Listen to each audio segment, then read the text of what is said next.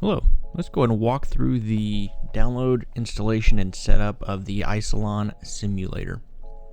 So what you're going to do to get started is Google or use your browser of choice, download Isilon simulator. As you can see, the second link right here is the actual page that you want to get to eventually. So as you can see, I'm looking at the DellEMC OneFS simulator. If we scroll down a little bit, we can see it is a zip file. We can see the version, so it's OneFS version 8.2.1. And then we can also see the system requirements. Today I'm going to be installing this using VMware Workstation.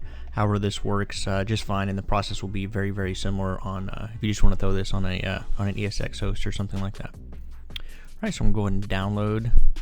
Click the download button. I'm going to say no thanks. Scroll down, accept and download, or agree and download. As you can see, the zip file is downloading right here at the bottom. Go ahead and minimize the browser. We can see it's already completed the download. I'm going to open this up. We can see an installation guide over there. We can also see the actual OVF file that we're going to import into VMware Workstation. So it makes it very, very easy. Let's go and exit out of this. If you want to take a look at the installation file, very detailed. So you could follow this and go through this guide as well if you wanted this to supplement this this video. All right, so now I'm going to pop open VMware Workstation. So to import the OVF file in here, we're going to go to File, and then we are going to Open. Right here we can see the actual OVF file. We're going to double click that. We're going to leave the name the same for our purposes today. You can name it whatever you want. You can also choose the location for this virtual machine to live in. So we're going to go ahead and click Import. Shouldn't take too long. It's importing the VM. Alright, here we can see we have the new VM. It's it is a template, so it's got everything pre-configured, so you shouldn't have to change any of the virtual machine settings. From here we can go ahead and power on the virtual machine.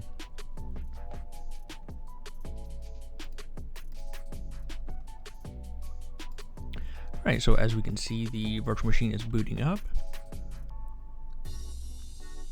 Usually this does not take very long at all. Just give it a few more seconds. Okay, now after we gave it about a minute and a half or so, we're brought to this screen. So now we need to tell it that we definitely want to partition all of the drives. So we'll go ahead and say yes. All right, we'll then go in, partition the drives, and we'll come back once that has completed. Okay, so now the drives have formatted, and we're ready to continue on with the actual configuration of this cluster. So important to note that this configuration is pretty much the exact same as if this was real Isilon hardware that you just purchased. So you got it in the rack, it's cabled up, you connect to it through probably a serial connection, and you're greeted by this screen. So first we're going to click 1 here to tell it we do want to create a new cluster. You can and should read all of the EULA here. I've already read it, so I'm going to go ahead and hit Q and type in yes and I accept it. I then have to enter in a password for the root and the administrator account. Alright, now I can choose a name for this cluster. I'm going to be very original and just name this test cluster. Alright, then we choose the encoding. I'm going to choose 8 for UTF-8. Alright, then we jump right into the network settings that we have to configure. So first we're going to configure the netmask, and please note this is, as you can see, the configuration for int A. That is interface A, so that's the internal network A. So that is the back-end network for communication that all the nodes communicate over. So this is the going through the back-end pair of switches that are included with every cluster. So first we're going to add the net mask, so the subnet mask. So I'm going to do that 255.0. All right, now that we've entered the netmask, we could change the MTU if we wanted to. I'm going to leave that set to default. But next, the thing we need to do for sure is add in the IP range for the internal network. So these are the IP addresses that will be automatically assigned to all the interfaces in that internal network. So we're going to type 3 for that, and we need to enter the actual range. So this, this backend network is completely dedicated and isolated to the Isilon cluster itself. So the IP ranges I'm going to enter in, one, I'm going to give it a lot of IP addresses, but two, this is just for the back-end communication, right? So this does not have to match or meet, any type of front-end network scheme or anything like that. So first we have to enter in the low IP address. So we're going to enter 128.221.252.1, and if you are, setting up this, for a demo environment, feel free to use these IP addresses for your configuration as well. So the low IP address, we've got that set, 192.168.221.252.1. Hit enter, and now I have to enter in the high IP address for that. So I'm just going to give it 200. There's no way I'm going to use that many IP addresses, but might as well just give it that. All right, so we can double check that our IP range is correct, the low and the high. Once we are satisfied with that, we hit enter again, and now have the option to, this kind of brings me back to where I can, change the netmask, the MTU, or go back into the configuration for the int A IP address range.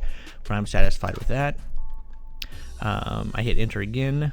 All right, we don't need to set the IP addresses for int B, so what I'm going to do is just go ahead and hit enter.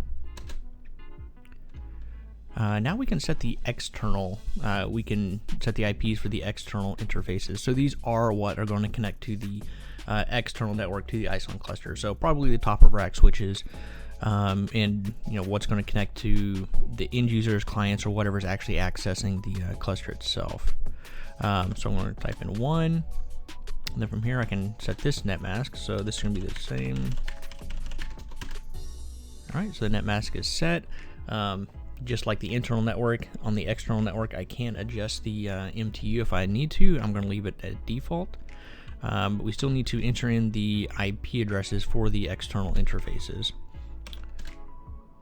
Alright, so I'm going to go ahead and enter the low. So that's going to be 192.168.10.25. And I'm just going to give it a few. I'm not going to give it a lot because this is a demo cluster and there's no way I'm going to use more than just a few. But this one, I'm going to make the low 192.168.10.25, and I'm going to make the high 192.168.10.30. So I've got that many IP addresses to work with. So I could add, that many nodes without having to adjust the IP range. All right, so we can see I have the IP addresses set. That looks good to me. I'm going to keep hitting enter to continue on. All right, we can configure a default gateway here, or we could leave that blank and adjust that later. I guess I will go ahead and enter it in. That's my default gateway. All right, so from here we can configure Smart Connect, the zone name, service IP, things like that from here if we want to. I honestly prefer to get the cluster up and going and then actually log into the GUI to adjust the network settings, but feel free to do that here if you would like. So I'm just going to go ahead and hit enter. We can enter in DNS information here as well, but just like the Smart Connect settings, I like to do that once I'm actually in the GUI itself. So I'm going to hit enter again.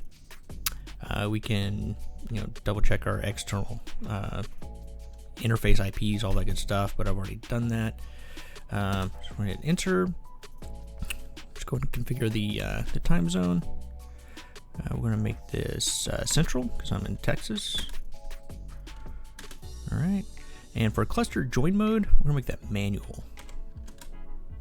All right, so we can review our settings, and then I'm gonna type yes to commit that.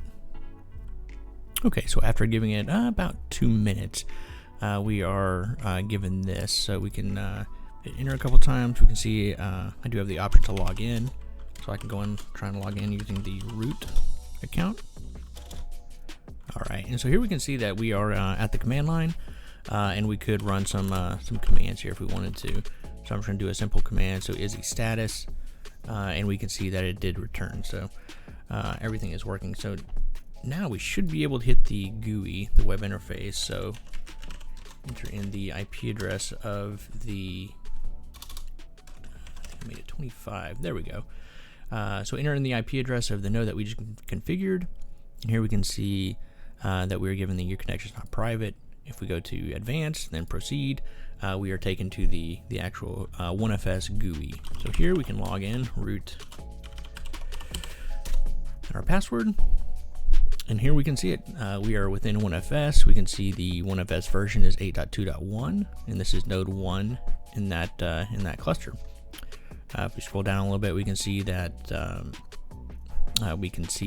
one node that we currently have right here. So we can see the input, outputs, etc. But this being Isilon, we're definitely not going to have just one node in the cluster, right? We need, depending on hardware platform, we need at least 3. With most Gen 6 platforms, we need 4 nodes in the cluster.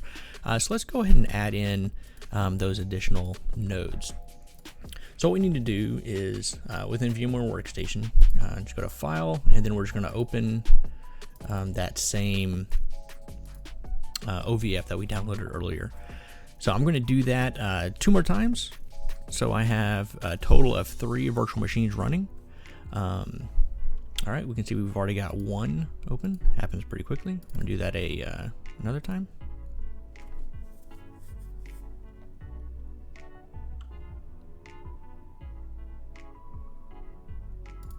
All right, so once we've imported them, we can power them on. And we'll go through the same process that we started with the original node. So we're gonna let it boot up, and then we'll have to tell it to format the drives. Okay, the node finished formatting again, and we're brought back to this familiar screen that we saw with the first node not too long ago. But here, instead of selecting 1 and creating a new cluster, we're going to join this node to the existing cluster that we've already created. So I'm going to click 2. All right, from here we can see the test cluster that we created. We can see that the join status is available. So we're going to say join that cluster. We're going to say join 1. All right, and that's all we need to do to add nodes to this cluster. We could use that process to add, over 250 nodes into a single cluster. So very easy. Okay, so back in the GUI, we can see that we have both nodes joined to in this cluster now. The original node and the node we just added through the CLI. From here, though, instead of adding the 3rd node, which is ready to be added from CLI, let's do that through the web interface, the GUI. So from here, I'm going to go up to Cluster Management, Hardware Configuration, Cluster. In Nodes. Then click on Add a Node. From here, we can see the available node that we have sitting there waiting to be added. So we're going to select that, and then just simply click on Add Node. From here, we can go back over to the dashboard. We can see already the 3rd node is being added to the cluster. Here in a few seconds, this will light will turn green, and any data that was provisioned onto those nodes will start being distributed out across the new node in the cluster. So very simple to add nodes to the cluster as we need to. The reason we don't have to add any network information is because we already added that whenever we set the range, right? That IP pool that the cluster knows it can pull from. All right, so we can already see the 3rd node added to the cluster. All right, and that's all you need to do to get the Isilon simulator up and running. It is worthwhile to check back every once in a while, because as new OneFS versions are released, the simulator is also updated, so you can see any changes made, you can do any testing, things like that. It's good to keep an eye on. All right, well, thanks everyone for watching. Have a great rest of the day.